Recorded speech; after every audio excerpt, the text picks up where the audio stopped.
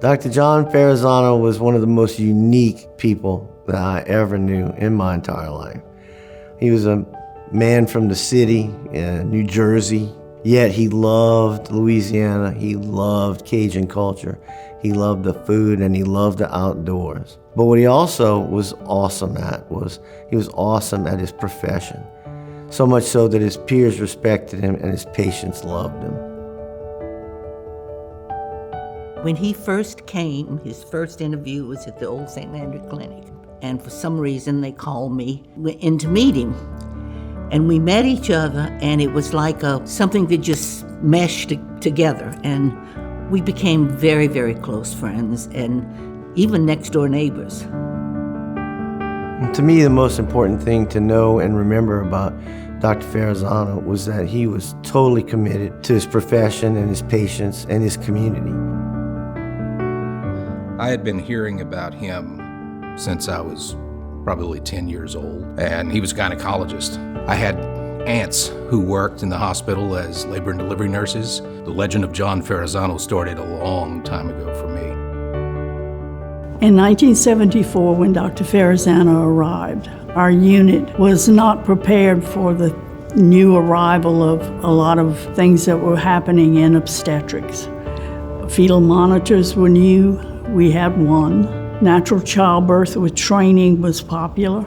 Fortunately, he was up for that and was willing to do what he could to help us.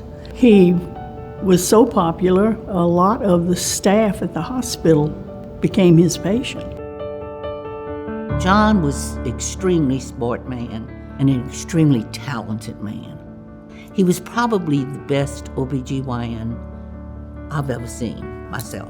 He was good with his patients. They loved him. You know, in fact, he delivered my baby, who is 47 years old today, so.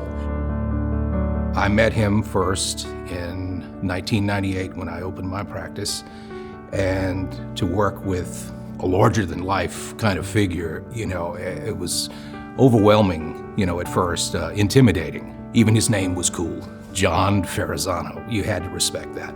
He was an instructor at universities, and he taught young physicians, and he taught them the right way.